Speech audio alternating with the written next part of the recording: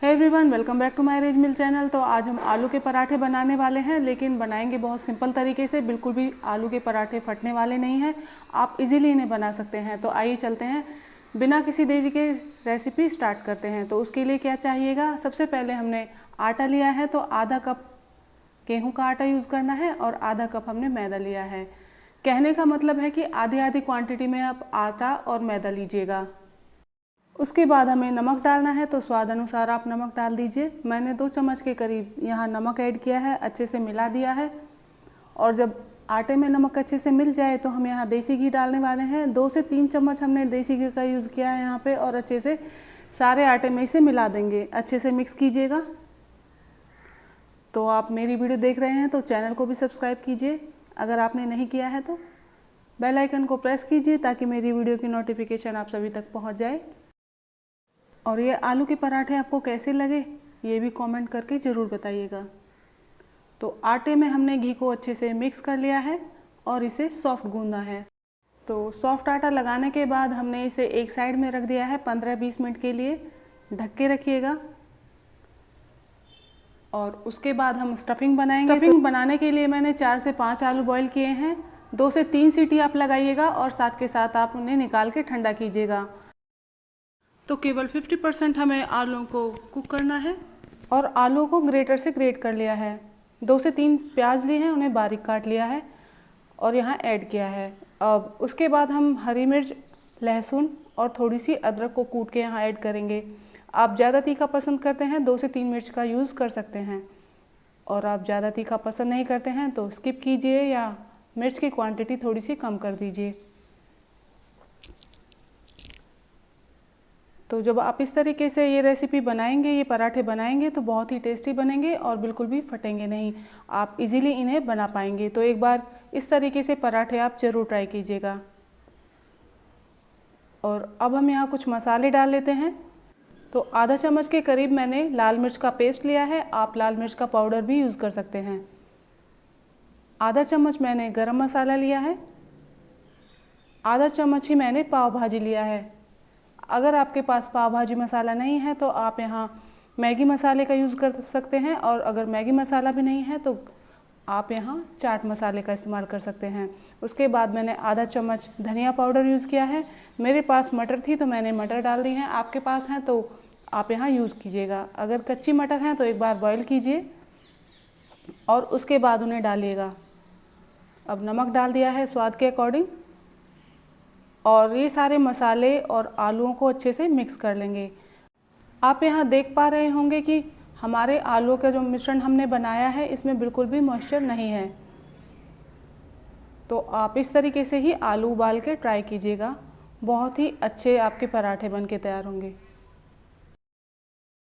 और एक बात, नमक आप तभी डालिए जब आपको पराठे बनाने हो, और यदि आपको ये आलू का जो मसाला है रखना है थोड़ी देर के लिए तो आप उस टाइम पे नमक का इस्तेमाल नहीं कीजिए, क्योंकि नमक डालने से आलू में थोड़ा सा मॉइस्चर आ जाएगा। तो हमने अच्छे से नमक को और मसाले जो हैं मिक्स कर लिए हैं और हम बनाएंगे पराठे। तो आटा भी हमने गूंद लिया है और हमारा स्टफिंग भी तैयार है। तो अब पराठे बनाते हैं। छोटी सी हमने लोई बनाई है और उसे एक बार आटे में डस्ट करने के बाद बेलेंगे। तो हल्का सा हमें इसे बेलना है, ज़्यादा बड़ी रोटी इसकी नहीं बनाएंगे भी। और जैसे आलू की स्टफिंग करते हैं, जैसे नॉर्मली पराठे बनाए जाते हैं, उस तरीके से आलू आप यहाँ स्टफ़ कर सकते हैं। और आप यहाँ जितनी स्टफिंग डालना चाहें उतनी इजीली डाल सकते हैं, बिल्कुल भी पराठे फटेंगे नहीं। एक्स्ट्रा जो आटा है उसे निकाल दीजिए और इसे अच्छे से बेल लेंगे। गेहूं के आटे में अगर थोड़ी सी मैदा मिक्स कर ली जाए तो जो हम स्टफिंग वाली चीज़ें बनाते हैं वो बिल्कुल भी फटती नहीं है। तो इस तरीके से आप इसे बेल लीजिए। अगर आपको लगे कि आटा चिपक रहा है तो एक बार इसे आटे में डस्ट कर लीजिए और इस तरीके से हल्के हल्के हाथों से बेल लीजिएगा। आप यहाँ देखिए बिल्कुल भी ये फटा हुआ नहीं है। तो इजीली आप इस तरीके से सारे पराठे बना के तैयार कर सकते हैं। तो एक और पराठा हम बना लेते हैं। इस तरीके से लोई लेंगे और उसे थोड़ा सा बेलने के बाद इसमें स्टफिंग भरेंगे और बेल लेंगे। हल्के हाथों से आप इसे बेलिएगा। अगर आपको लगे थोड़ा चिपक रही है रोटी तो आप इसमें थोड़ा आटा डस्ट करते हुए इसे बेलें। तो आप ये रेसिपी कब बना रहे हैं मुझे कमेंट बॉक्स में ज़रूर बताइएगा। बेल आइकन को प्रेस कर दीजिए और हाँ, वीडियो को लाइक शेयर सब्सक्राइब करना बिल्कुल भी ना भूलिएगा। आपका जब दिल करे आप ये पराठे बनाकर एंजॉय कर सकते हैं।